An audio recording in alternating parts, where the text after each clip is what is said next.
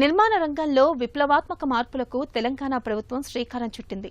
Core urban region పరిధిలో 10 అంతస్తులకు మించిన ఆకాశ హర్మియాల్లో 10వ అంతస్తు తర్వాత చేపట్టే అదనపు అంతస్తుల నిర్మిత స్థలంలో 10% టీడీఆర్ను వినియోగించాలని గతేడాది తెలంగాణ ప్రభుత్వం నిర్ణయించింది. తాజాగా ప్రభుత్వం టీడీఆర్ వినియోగాన్ని తగ్గించింది.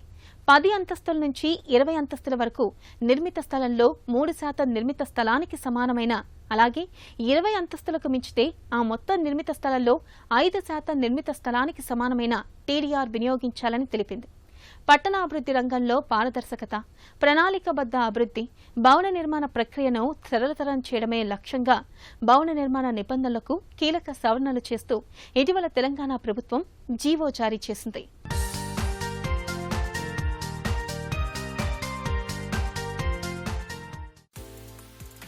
నిర్మాణ రంగంలో విప్లవాత్మక మార్పులకు తెలంగాణ ప్రభుత్వం శ్రీకారం చుట్టింది. టీడీఆర్ వినియోగంతో అదనపు అంతస్తుల నిర్మాణంలో వెసులుబాటు, సెట్ బ్యాకుల్లో మినహాయింపులు కల్పించింది. ఇప్పటి వరకు అమలవుతున్న హైరైజ్ కనీస ఎత్తును 18 మీటర్ల నుంచి 21 మీటర్లకు పెంచింది. 21 మీటర్ల ఎత్తు దాటిన భవనాలను ఆకాశ హర్మ్యాలుగా పరిగణిస్తున్నట్లు పేర్కొంది. ఈ మేరకు భవన నిర్మాణ నిబంధనలు 2012లో సవరణలు చేసింది. కొత్తగా మరిన్ని నిబంధనలు పొందుపరిచింది.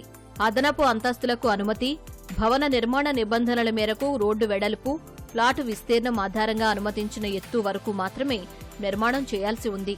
ఈ లెక్కన ప్లాటు విస్తీర్ణం 1000 చదరపు మీటర్లు దాటితేనే గరిష్టంగా 18 మీటర్ల ఎత్తు వరకు G+5 అంతస్తులు భవన నిర్మాణానికి అనుమతి ఉండేది. టీడీఆర్ కొనుగోలు చేసినా అదనపు అంతస్తులు కట్టుకునేందుకు వెసులుబాటు లేదు. తాజా సవరణల్లో టీడీఆర్ వినియోగిస్తూ నిర్మాణం 21 మీటర్ల ఎత్తు వరకు G+6 అంతస్తులు నిర్మించుకునేందుకు అవకాశం ఇచ్చింది. గవర్నమెంట్ మొదలుపెట్టిన రోడ్డు విస్తరణ కార్యక్రమాలు, అలాగే మూసీ రీజనరేషన్ ప్రాజెక్ట్, ఇట్లాంటి చోట్ల అవి విస్తరణ చేయడానికి ఏ రకమైన ఆటంకాలు లేకుండా ప్రజలు ముందుకొచ్చి వాళ్ళ భూములు ఆ విస్తరణకు ఇచ్చే అవకాశం ఉంది. సో ఈ టీడీఆర్ బాండ్స్కి మార్కెటబిలిటీ అనేది బాగా పెంచడానికి గవర్నమెంట్ ఇప్పుడు ఈ కొత్తగా GOMR 95 తీసుకొచ్చారు. అంతకుముందు GOMS నెంబర్ 16 అని ఒక జీవో వచ్చింది. ఆ జీవో కొంచెం ఆర్థికంగా డెవలపర్లకి ఇబ్బందిగా పరిగణించడంతో మేము నారెడ్కో తెలంగాణ తరఫున ప్రభుత్వాన్ని సంప్రదించడం, ప్రభుత్వంతో చాలాసార్లు సంప్రదింపులు జరిగాయి. సో రాష్ట్ర ప్రభుత్వం మా విజ్ఞప్తులు మన్నించి ఈ జీవోలో రిలాక్సేషన్స్ ఇచ్చి ఇప్పుడు ఈ మధ్య GOMS నెంబర్ 95 రిలీజ్ చేశారు. నారెడ్కో తెలంగాణ తరఫున ప్రభుత్వానికి మా కృతజ్ఞతలు కూడా తెలియజేయడం జరిగింది. ఎందుకంటే ఈ జీవో రిలాక్సేషన్ వలన తెలంగాణ రాష్ట్ర అభివృద్ధికి ఒక గేమ్ చేంజర్ లాగా ఉంది. ఇది ఈ GOMS నెంబర్ 95 వలన స్మాల్ అండ్ మీడియం డెవలపర్స్ వాళ్ళకి ఉపయోగం, అట్లాగే భూములు కోల్పోయే రైతులకు కానీ లేకపోతే భూములు కోల్పోయే ల్యాండ్ ఓనర్స్కి కానీ ఉపయోగం. తర్వాత ఎండ్ యూజర్ కూడా, అంటే కొన్ని లొకేషన్స్లో డెవలపర్కి అదనపు అంతస్తులు నిర్మించుకునే వెసులుబాటు రావటం వలన సెల్లింగ్ రేట్లు అనేది తగ్గే అవకాశం ఉంటుంది. దీనివల్ల చాలామంది మిడిల్ క్లాస్ కస్టమర్స్ బెనిఫిట్ పొందే అవకాశం ఉంటుంది. సో ఇంతమందికి ఉపయోగపడే ఈ జీవోని తీసుకొచ్చినందుకు మేము రాష్ట్ర ప్రభుత్వాన్ని అభినందించడం జరిగింది. ఇప్పుడు మనకి ఎందుకు ధరలు తగ్గుతాయంటే, ఇదివరకు 5 అంతస్తులు నిర్మించుకోగలిగిన ప్రదేశంలో రోడ్డు విస్తరణను బట్టి, అంటే 40 అడుగుల రోడ్డు, 60 అడుగుల రోడ్డు, 80 అడుగుల రోడ్డు, ఆ రోడ్డు విస్తీర్ణాన్ని బట్టి అదనపు అంతస్తులు నిర్మించుకునే వెసులుబాటు, అదే ప్రాజెక్టులో వెసులుబాటు రావటం వలన డెవలపర్ కొంచెం ఎక్కువ అంతస్తులు నిర్మించడం వలన ఓవరాల్ సెల్లింగ్ కాస్ట్ అనేది తగ్గి కొనుగోలుదారులకు బెనిఫిట్ అయ్యే అద్భుత అవకాశం ఇది. ప్రభుత్వం చేపట్టిన విస్తరణ కార్యక్రమాలు ఏ ఆటంకాలు లేకుండా కొనసాగుతూ ఉంటాయి. అట్లాగే డెవలపర్లు కూడా కొంచెం ప్రాజెక్టు వైబిలిటీ అనేది పెరుగుతుంది. ఎండ్ యూజర్స్ అంటే మిడిల్ క్లాస్ కస్టమర్స్కి చాలా ప్రాంతాలు ఈ అదనపు అంతస్తులు నిర్మించుకునే వెసులుబాటు రావటం వలన మధ్యతరగతి వర్గాలు అని అంటూ ఉంటాం, అంటే ఎఫర్డబుల్ హౌసింగ్. ఈ మధ్యతరగతి వర్గాలందరికీ హైదరాబాద్ చుట్టుపక్కల చాలా ప్రాంతాల్లో వాళ్ళకు అందుబాటు ధరలో ఇల్లు కొనుక్కునే సౌలభ్యం, సౌకర్యం ఈ GOMS నెంబర్ 95 రిలాక్సేషన్ వలన అందుబాటులోకి వచ్చింది. అలాగే ఈ నిర్మాణానికి ప్లాట్ కనీస విస్తీర్ణాన్ని 750 చదరపు మీటర్లకు తగ్గించింది. కొత్త నిబంధనల ప్రకారం టీడీఆర్ వినియోగం ద్వారా 750 నుంచి 2000 చదరపు మీటర్ల వరకు ప్లాట్ విస్తీర్ణంలో భవన నిర్మాణాన్ని 18 మీటర్ల నుంచి 21 మీటర్ల ఎత్తు వరకు నిర్మించుకోవచ్చు. అయితే పార్కింగ్, ఇతర నిబంధనలు ఖచ్చితంగా పాటించాలని స్పష్టం చేసింది. ప్లాట్ విస్తీర్ణం 2000 చదరపు మీటర్లు మించి ఉంటే ఆ స్థలంలో టీడీఆర్ ద్వారా అదనపు అంతస్తులు నిర్మించుకునేందుకు ప్రభుత్వం వెసులుబాటు కల్పించింది. రోడ్డు కనీస వెడల్పు 40 అడుగులకు మించి ఉంటే ఆ ప్లాట్లో G+5 అంతస్తులకు మించి అదనంగా మరో 3 అంతస్తులు నిర్మించుకోవచ్చు. రోడ్డు వెడల్పు 60 అడుగులకు మించి ఉంటే అదనంగా 4 అంతస్తులు, 80 అడుగులకు మించితే 5 అంతస్తులు కట్టుకోవచ్చు. అయితే అగ్నిమాపక, ఎయిర్పోర్ట్, ఇతర నిబంధనలు తప్పనిసరిగా పాటించాలి. హై రైజ్డ్ కానీ బహుళ అంతస్తుల భవన కనీస ఎత్తు 21 మీటర్లకు తక్కువగా ఉండే నిర్మాణాలు చేపట్టేటప్పుడు టీడీఆర్ వినియోగంతో సెట్ బ్యాక్ ఇంటి ముందు, చుట్టూ వదిలిపెట్టే ఖాళీ స్థలంలో మినహాయింపు పొందేందుకు అనుమతించింది. అయితే ఆయా భవనాలకు నిర్దేశించిన కనీస సెట్ బ్యాక్ పాటించాలని స్పష్టం చేసింది. హై రైజ్లకు టీడీఆర్ వినియోగం ద్వారా కనీస సెట్ బ్యాక్ నిబంధనలలో 10% మినహాయింపు పొందేందుకు అవకాశం ఇచ్చింది. అయితే ఈ నిర్మాణాలకు అన్ని వైపులా కనీసం 7 మీటర్ల సెట్ బ్యాక్ ఉండాలని పేర్కొంది. పట్టణ ప్రణాళిక విభాగం మాస్టర్ ప్లాన్లో పేర్కొన్న రోడ్డు వెడల్పు తగ్గించినా, సవరించినా ఆ రోడ్డును తొలగించినప్పుడు ఆ స్థలానికి సమానమైన డెవలప్మెంట్, వినియోగ మార్పిడి ఛార్జీలు లేదా ఆ టీడీఆర్కు సమానమైన ఛార్జీలు చెల్లించాలి. రోడ్డు విస్తరణ, అభివృద్ధి పనుల్లో భాగంగా కోల్పోయే ప్లాట్ విస్తీర్ణానికి పరిహారంగా టీడీఆర్ను తెలంగాణ ప్రభుత్వం జారీ చేస్తుంది. ఈ టీడీఆర్ ప్రభుత్వం నిర్వహించే టీడీఆర్ బ్యాంకులో హక్కులను పొందుపరుస్తుంది. ఈ హక్కులను స్థిరాస్తి వ్యాపారులు, వ్యక్తులు కొనుగోలు చేసి అదనపు అంతస్తులు, సెట్ బ్యాక్లో ఆ విస్తీర్ణం మేరకు మినహాయింపులు పొందవచ్చు. మరింత సమాచారం ఇప్పుడు నిపుణుల మాటల్లో తెలుసుకుందాం. గవర్నమెంట్ చాలా వెల్ థాటెడ్ ప్రాసెస్లో ఇండస్ట్రీస్ నుంచి ఫీడ్బ్యాక్ ఇండస్ట్రీస్ నుంచి, తర్వాత అఫీషియల్స్ నుంచి, తర్వాత ఆల్ నాలెడ్జబుల్ సోర్సెస్ నుంచి ఫీడ్బ్యాక్ తీసుకొని చేశారని అనిపిస్తుంది. క్లియర్గా విన్-విన్ సిచ్యువేషన్ క్రియేట్ చేశారు. సొసైటీ యాజ్ ఎ హోల్గా ద డెవలప్మెంట్ యాక్టివిటీస్ని కంటిన్యూ చేసేదానికి ఒక ప్రోత్సాహం ఇస్తూ, టీడీఆర్లు సేల్ చేసుకునేదానికి ఒక ప్రోత్సాహం ఇస్తూ, అలాగే బిల్డర్ కూడా అవసరం ఉన్న వాళ్ళు దాన్ని తీసుకొని, దానివల్ల బెనిఫిట్ పొందేవాళ్ళు మాత్రమే దాన్ని తీసుకొని ముందుకెళ్లేటట్టుగా తయారు చేశారు. ఇట్స్ డెఫినెట్గా వెల్ థాటెడ్ అమెండ్మెంట్ అండి. ముఖ్యంగా చెప్పాలంటే both small builders, small projects చేసే బిల్డర్స్కి, హై రైజ్ చేసే బిల్డర్స్కి ఇద్దరికి మంచిగా క్రియేట్ చేశారు. అండ్ స్మాల్ బిల్డర్స్కి ఏదైనా high rise extra floors facility ఇచ్చేటప్పుడు రోడ్డు విడ్త్ను కూడా కన్సిడరేషన్లోకి తీసుకొని 40 ఫీట్ రోడ్డు ఉంటే 3 ఫ్లోర్స్, 60 ఫీట్ ఉంటే 4 ఫ్లోర్స్, 80 ఫీట్స్ ఉంటే 5 ఫ్లోర్స్ అడిషనల్ ఫ్లోర్స్ తీసుకోవడం. It's not mandatory. అగైన్ వాళ్ళకి బెనిఫిట్గా ఉంటేనే, యాజ్ ఎ బిల్డర్గా బెనిఫిట్ ఉంటేనే తీసుకునేటట్టుగా చేశారు. ఇలాంటి ఒక ఫెసిలిటీ క్రియేట్ చేయడం వల్ల ఎక్కడైతే సిటీ కోర్ ఏరియా ఉందో, ఎక్కడైతే లిమిటెడ్ స్పేస్ అవైలబిలిటీ ఉందో అక్కడ ఉన్న రిక్వైర్మెంట్స్ని బట్టి ఎక్స్ట్రా ఫ్లోర్స్ ఎన్ని వేసుకోవాలనేది బిల్డరు, అండ్ దాన్ని బట్టి కొంచెం కాస్ట్లో కూడా కొనుక్కునే కస్టమర్కి బెనిఫిట్ వచ్చేటట్టుగా ఈ జియో ఉంది. ఎక్స్ట్రా ఫ్లోర్స్ రావడం వల్ల, ఎక్స్ట్రా అపార్ట్మెంట్స్ రావడం వల్ల ఈవెన్ బిల్డర్ కూడా కొంచెం అఫోర్డబిలిటీ పెరిగి కస్టమర్స్కి ఆటోమేటిక్గా బెనిఫిట్ పాస్ చేస్తారు కాంపిటేటివ్ వరల్డ్లో. అలాగే హై రైజ్ బిల్డింగ్కి వచ్చినప్పుడు, హై రైజ్ బిల్డింగ్లో కూడా సెట్ బ్యాక్ రిలాక్సేషన్లో ఎక్కడైతే ఎవరికైతే బెనిఫిట్ ఉందో ఆ బిల్డర్ ఆ సెట్ బ్యాక్ రిలాక్సేషన్ కోసం అది కొనుక్కొని దాన్ని ఇంప్లిమెంట్ చేసుకునేటట్టుగా, అవసరం లేని వాళ్ళు యాజ్ టీజ్గా ఉన్న రూల్స్ ప్రకారం సెట్ బ్యాక్ తీసుకుని వెళ్ళేటట్టుగా ప్లాన్ చేశారు. దీనివల్ల అవసరం ఉన్న చోట టీడీఆర్లు కొనుక్కుంటారు. సో దానివల్ల టీడీఆర్ల వినియోగం కూడా పెరుగుతుంది. దానివల్ల లైక్ ప్రాస్పెక్టస్లో ల్యాండ్ ఓనర్స్ అందరూ పాల్గొనేదానికి, ఎవరైతే దాంట్లో ల్యాండ్ ఇవ్వాల్సి వస్తుందో వాళ్ళకి ఆ టీడీఆర్లు తీసుకోవడానికి ఒక మోటివేషన్గా ఉంటుంది. సో బోత్ గ్రోత్ ప్రాస్పెక్టివ్లోను అండ్ కన్స్ట్రక్షన్ ప్రాస్పెక్టివ్లోను ఇద్దరికి విన్-విన్ సిచ్యువేషన్ క్రియేట్ చేశారని భావిస్తున్నాను. వేసవిలో బయట నుంచి ఇంటికి వస్తే హాయిగా చల్లగా ఉండాలి. రాత్రిపూట ఉక్కపోత లేకుండా ప్రశాంతంగా నిద్రపట్టాలి. ఏసీ వేసుకుంటే సరిపోతుంది అంటారా? అది నిజమే, కానీ అందరి ఇళ్లల్లో ఆ సౌకర్యం ఉండదు. భరించే స్తోమత చాలా మందికి లేదు. ఇలాంటి వారు తక్కువ ఖర్చుతో వేసవిలో ఇంటిని చల్లచల్లగా ఉండేలా ఏర్పాటు చేసుకోవచ్చు. ఎండవేడి తగిలే ఇంటి పైకప్పు చల్లపరచడానికి మార్కెట్లో రకరకాల పద్ధతులను అవలంబిస్తున్నారు. మీకు అనువైనది, మీ బడ్జెట్లో దొరికే పద్ధతులను ఎంచుకోవచ్చు. రోజురోజుకి ఉష్ణోగ్రతలు పెరుగుతూ ఉండడంతో ఇంటిని కూల్ రూఫ్గా మార్చేందుకు ఇదే సరైన సమయం. నగరంలో అత్యధిక శాతం ఇళ్లు కాంక్రీట్ స్లాబులే. దీంతో ఆయా ఇళ్ల లోపల ఉష్ణోగ్రతలు అధికంగా ఉంటాయి. దీనికి పరిష్కారంగా పైకప్పులపై తెల్లని పెయింట్ను వేసుకోవడం ద్వారా చాలా వరకు ఉపశమనం కలుగుతుంది అంటున్నారు నిపుణులు. వేసవికాలం వచ్చిందంటే చాలు, బయటికెళ్లాలంటే భయం. ఎటు చూసినా కాంక్రీటు గోడలు, కాంక్రీటు రోడ్లు, కాంక్రీటు స్లాబులు. ఇలాంటి వాతావరణానికి వేసవి తోడైతే దారుణ పరిస్థితులు తలెత్తుతాయి.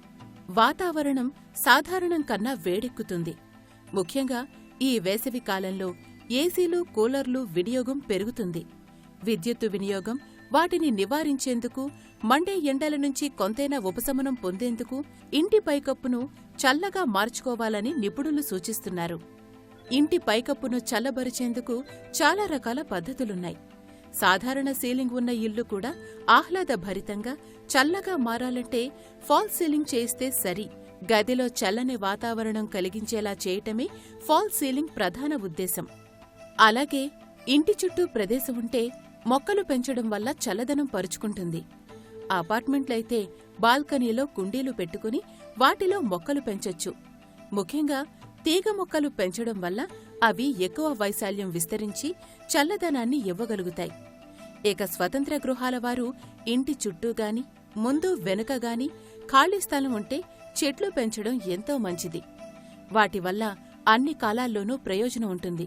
ఇంటి పైకప్పుపై చిన్నపాటి తోటను పెంచడం వల్ల ఎంతో ప్రయోజనం ఉంటుంది. దీనినే రూఫ్ టాప్ గార్డెన్ అంటారు.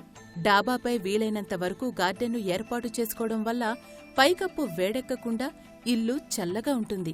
అంతేకాకుండా మనకు కావలసిన కూరగాయలు, పూలు వంటివి మనమే పండించుకున్నట్లు ఉంటుంది.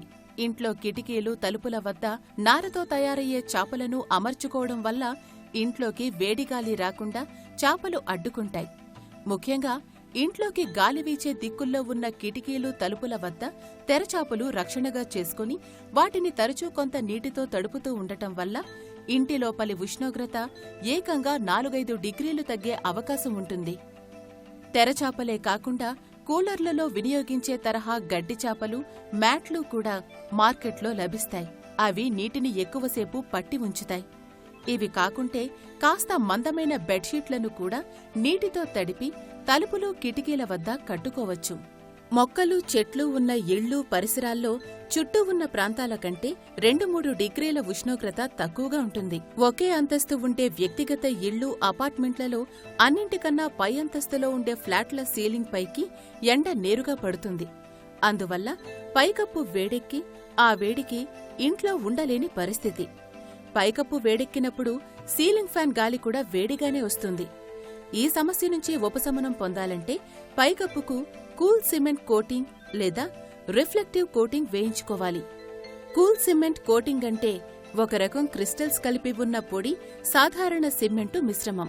తెలుపు రంగులో ఉండే ఈ మిశ్రమం సూర్యరశ్మిని తీసుకోదు. అందువల్ల పైకప్పు వేడెక్కదు. పైగా ఇంటి లోపల చల్లగా ఉంటుంది. ఎప్పటికప్పుడు వాతావరణంలో మార్పులు చోటు చేసుకుంటున్నాయి. రోజురోజుకి ఉష్ణోగ్రతలు పెరిగి వేడిమి భరించలేని స్థాయికి చేరుకుంటోంది. Water proof roofing solutions coating chemicals, insulation coating chemicals వంటివి భవంతులలో వేడిమిని తగ్గించి తద్వారా శక్తి వనరులను 10% నుంచి 20% వరకు పొదుపుగా వినియోగించడం ద్వారా పర్యావరణ పరిరక్షణకు దోహదం చేస్తున్నారు. రూఫ్ పరంగా, వాల్ పరంగా, గ్లాస్ పరంగా, మళ్ళీ క్లీనింగ్ మెటీరియల్స్ పరంగా ఇలా చాలా మెటీరియల్స్ మనము బిల్డింగ్లో వాడుతుంటాము. ఈ మెటీరియల్స్ లాభాల వల్ల మనకే కాకుండా మన చుట్టుపక్కల ప్రదేశాలు, మన దేశానికి కూడా చాలా ఉపయోగాలు ఉంటాయి. ఇప్పుడు మనము సోలార్ రిఫ్లెక్టివ్ కోటింగ్స్ గురించి మాట్లాడుతున్నాము. ఈ కోటింగ్స్ మనము ఇళ్లలో చూస్తుంటే మనం చాలా వరకు టెర్రస్ పైన చాలా హీట్ ఉంటుంది. ఆ హీట్ వల్ల ఇంట్లో కూడా చాలా వేడిగా అనిపిస్తుంది. పర్టికులర్గా సమ్మర్లో ఇలా అబ్జర్వ్ చేస్తుంటాం మనం. ఎందుకంటే హీట్ రేడియేషన్, సన్ రేడియేషన్ వచ్చేసి ఈ రూఫ్ మెటీరియల్స్, కాంక్రీట్ పర్టికులర్గా అబ్జర్వ్ చేసేసుకొని ఆ వేడిని ఉంచేసుకుంటుంది. ఆ వేడిని ఉంచేసుకోవడం వల్ల మనకి రూమ్స్ చాలా వేడిగా అనిపిస్తాయి. ఈ వేడిని తగ్గించడానికి ఈ reflective coatings, white reflective coatings slab పైన, మన ఇంటి పైన కోటింగ్ వేసుకుంటే ఆ హీట్ని మినిమైజ్ చేసేసి కూలింగ్ లోడ్ కూడా తగ్గిస్తుంది. దీనివల్ల మనకి పవర్ బిల్స్ బాగా తగ్గుతాయి. మనకి సింపుల్ ఎగ్జాంపుల్గా చెప్పాలంటే మనం పర్టికులర్గా సమ్మర్లో తెల్ల దుస్తులు ఎక్కువ వేసుకుంటాం. దానివల్ల హీట్ అబ్జార్ప్షన్ తగ్గుతుంది. సేమ్ కాన్సెప్ట్ ఇక్కడ మనం ఇళ్ళ పైకప్పుల పైన ఈ తెల్ల పెయింట్, దీన్ని సోలార్ రిఫ్లెక్టివ్ కోటింగ్ అని అంటాం మనము. ఈ కోటింగ్స్ వేయించుకోవడం వల్ల ఇంట్లో వేడి బాగా తగ్గుతుంది. దానివల్ల పవర్ బిల్స్, మన ఏసీస్ కానీ ఫ్యాన్ బిల్స్ కానీ బాగా తగ్గుతాయి. దాని తోడు మనకి కంఫర్ట్ కండిషన్స్ ఉంటాయి ఇంట్లో. ఇది పర్టికులర్గా రాత్రులు కూడా మనకి మంచి నిద్ర పట్టేలాగా హెల్ప్ చేస్తాయి. ఇప్పుడు మన ఇంటి పైకప్పు పైన మనము కాంక్రీట్ వాడినప్పుడు ఈ గ్రే కలర్ కాంక్రీట్ కనపడుతుంటుంది మనకి. దీనివల్ల హీట్ అబ్జార్ప్షన్ చాలా ఎక్కువ ఉంటుంది. అదే మనం ఈ పైకప్పు పైన ఈ reflective coating, white reflective coating వేయడం వల్ల ఆ హీట్ అబ్జార్ప్షన్ తగ్గిపోయి ఇంట్లో ఏసీ బిల్స్ తగ్గించడం కానీ కంఫర్ట్ కండిషన్స్ కానీ ఇంప్రూవ్ అవుతుంటాయి.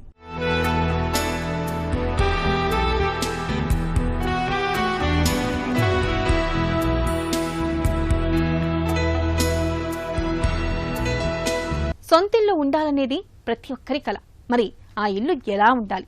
కేవలం విశాలంగా ఉంటే సరిపోదు కదా. పచ్చని చెట్లతో, చల్లటి గాలి వీస్తూ, చక్కటి సూర్యరశ్మితో ఆహ్లాదకరమైన వాతావరణం తొణికిసలాడే విధంగా ఉండాలి. మరి ఇలా పర్యావరణ హితంగా నిర్మించే భవనాలనే హరిత భవనాలుగా పిలుస్తారు. ఇప్పటికీ నగరాలు, పట్టణాలు కాంక్రీట్ జంగల్స్గా మారిపోయాయి. మొక్కలు పెంచాలని అభిరుచి ఉన్నా మిద్దెల మీద సాగు చేయాల్సిన పరిస్థితులు ఉన్నాయి.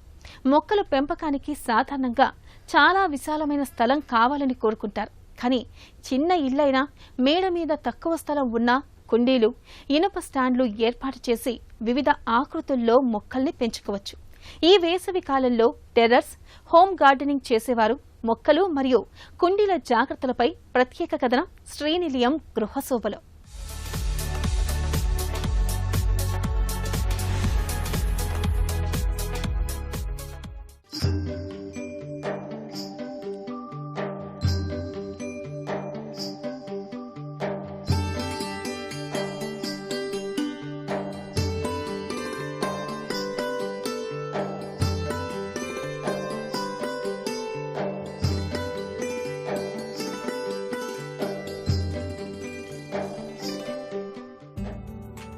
వేసవి సమీపిస్తోంది.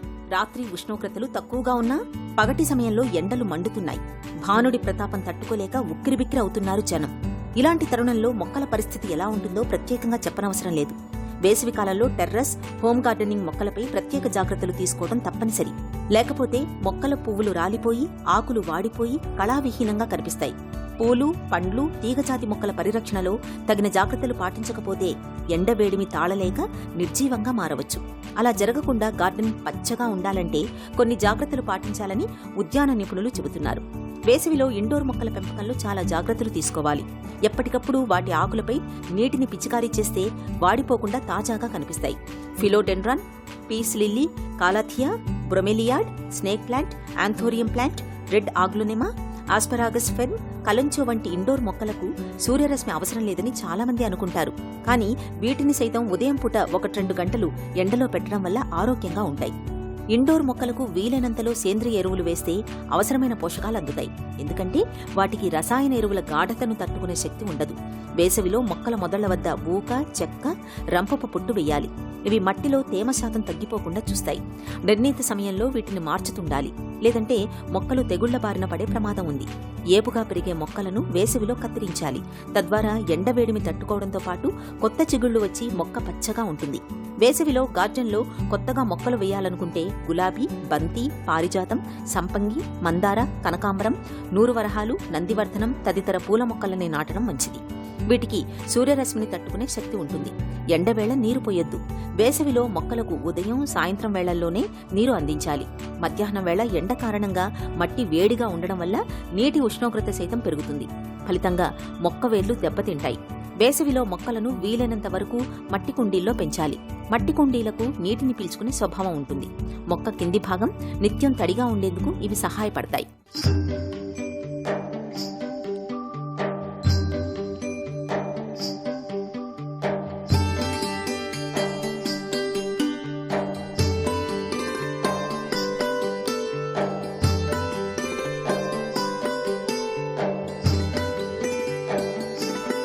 ఇళ్లు, ఇళ్ల స్థలాలు, అపార్ట్మెంట్లు కొనే ముందుగా వాస్తును పరిశీలిస్తూ ఉంటారు. మరి ప్రేక్షకులు అడిగిన ప్రశ్నలకు వాస్తు నిపుణుల మాటల్లో సమాధానాలు తెలుసుకుందాం.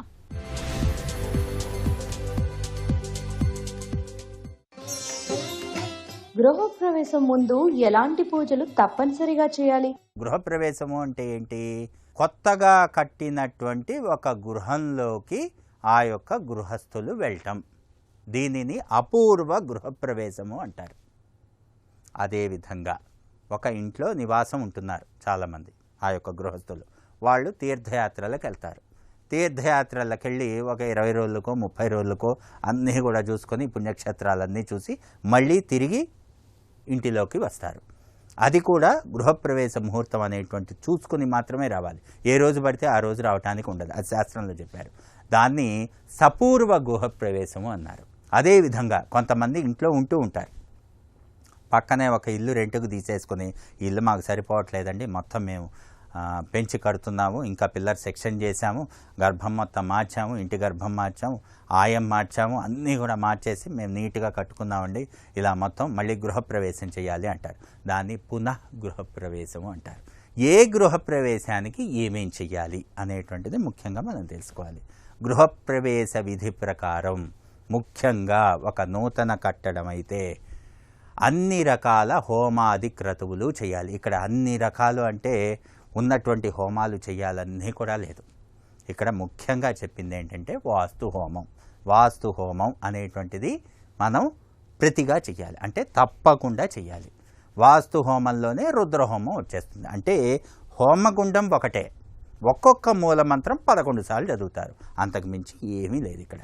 కాబట్టి మనం ఇక్కడ లక్ష్మీ గణపతి హోమం అనేటువంటిది కూడా చేస్తే మనకి గణపతి తత్వంతో ఎలాంటి ఆటంకాలు లేకుండా అష్టైశ్వర్య సిద్ధి కలుగుతుంది. అందుకని లక్ష్మీ గణపతి హోమం అనేటువంటిది చేసుకుంటారు. లక్ష్మీ గణపతి మూలమంత్రం కూడా 11 సార్లు చదువుతారు.